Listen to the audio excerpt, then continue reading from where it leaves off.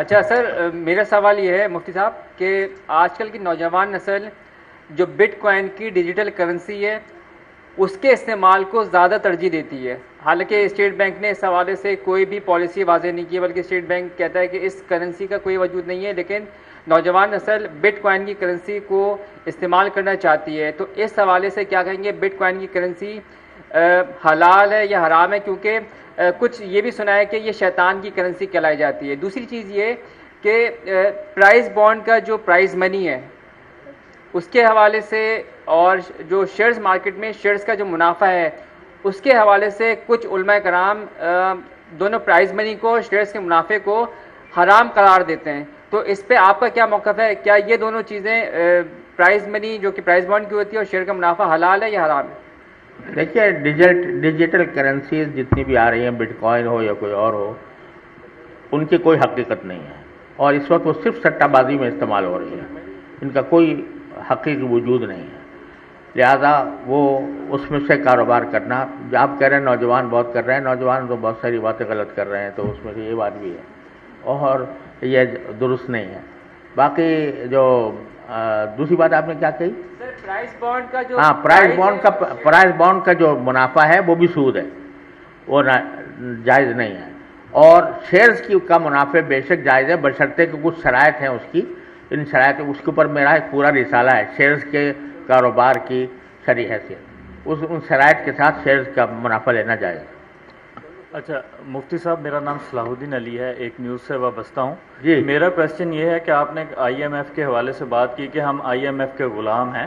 تو حکومت کہتی ہے اگر ہم قرض نہیں لیتے تو دیوالیہ ہو جائیں گے، تو پھر متبادل کیا ہونا چاہیے؟ آپ معیشت کو بڑے بہتر انداز میں جانتے ہیں۔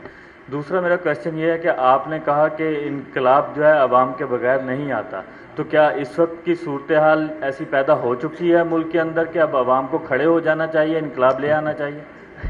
بھائی دیکھو، آپ مجھ سے سیاسی سوال نہ کریں، آپ میڈیا کے لوگ ہیں، اور پتہ نہیں میری بات کو کس طرح آپ اس کو پھیلا دیں گے۔ میں یہ صرف ایک فکری بات کی ہے، میں نے سوچ کی بات کی ہے، اور اپنی تاجر برادری سے کہا ہے کہ وہ اس پر سوچیں اور سوچ کر کوئی رائے عمل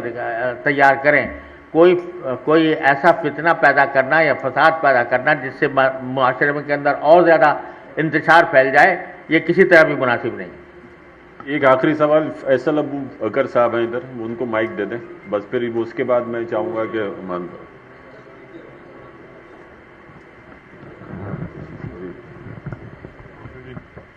اچھا جی، میرا سوال تو سر زکوٰۃ کے سلسلے میں ہے، جیسا آپ نے بھی فرمایا کہ اگر ہمارے یہاں سارے تاجران اور جو بھی سارے ساتھی ہیں اگر وہ پوری زکوٰۃ دینا شروع ہو جائیں تو انشاءاللہ تعالیٰ ویسے ہی غربت ہمارے ملک سے یا بلکہ پوری دنیا سے انشاءاللہ ختم ہو جائے گی۔ لیکن تھوڑا سا ہمارے یہاں دیکھا گیا ہے، ویسے تو سارے تاجر ماشاءاللہ ان کی بہت زیادہ زکوٰۃ بنتی ہے، ملینز میں وہ دے بھی رہے ہیں ماشاءاللہ، لیکن تھوڑا سا جس طرح کہا جاتا ہے کہ زکوٰۃ ادا کرو،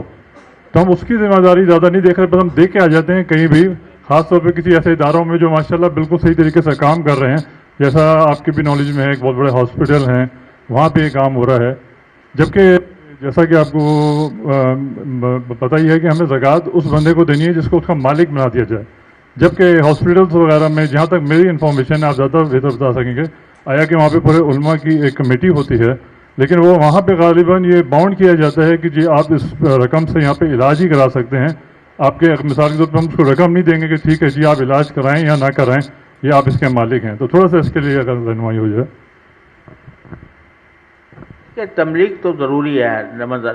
یعنی کسی کو مالک بنا کر دینا زکوٰۃ میں ضروری ہے، کسی کو مالک بنا کر دینا، لیکن جو مالک بن گیا ایک مرتبہ تو وہ اگر کسی اور کو کہہ دے کہ بھئی تم اس کام کے لیے اس کو استعمال کر لو، تو وہ اس کے لیے استعمال کرنا بھی جائز ہے۔ ہسپتال عام طور پر اس بنیاد پر کام کر رہے ہیں، لہٰذا اس میں کوئی اعتراض کی بات نہیں۔ جزاک اللہ حضرت، ہماری خواہش ہوگی کہ یہ در و دیواری ایوان آپ کی موجودگی کا پھر انشاءاللہ شرف حاصل کریں، اور ہم کلمات تشکر کے لیے بڑھتے ہیں۔ ایک بات مختصر بات میں عرض کروں گا کہ ہم نے دیکھا مختلف پروگرام ماضی میں بھی ہوتے رہے فزکس کمیٹی کے ساتھ، تو ہمارے سوالات ہمیشہ ہوتے ہیں، تو کوشش یہ کیجیے کہ جیسے ہمارے اکاؤنٹنٹ کے لیے اکاؤنٹنگ کے لیے یا ٹیکس کے لیے یا لیگل کے لیے ہمارے ٹیم میں لوگ ہوتے ہیں جو ہمیں گائیڈ کرتے ہیں ان معاملات پہ، اسی طریقے سے شریعہ کے لیے حضرت کی ماشاء اللہ بہت بڑی کنٹریبیوشن ہے کہ ایک ادارہ چل رہا ہے، اور بھی کئی ایسے ادارے ہمارے وجود میں آ چکے ہیں جس کے طلباء اس وقت مختلف انسٹیٹیوٹس میں پرسنل کیپیسٹی موجود ہے. تو کوشش یہ کریں کہ رابطہ، یہ بانڈ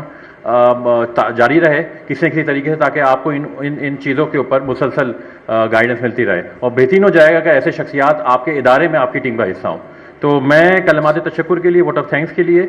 دعوت دوں گا ہمارے وائس پریزیڈنٹ صاحب امان پراچا صاحب کو کہ تشریف لائیے اور ووٹ آف تھینکس ادا کیجیے. Thank you. بالکل آپ وہیں سے بھی کر سکتے ہیں. Thank you. بسم اللہ الرحمن الرحیم. محترم جناب مفتی تقی عثمانی صاحب اور دارالعلوم سے آئے تمام مفتی حضرات اور علماء اکرام، میں آپ کا بہت شکر گزار ہوں.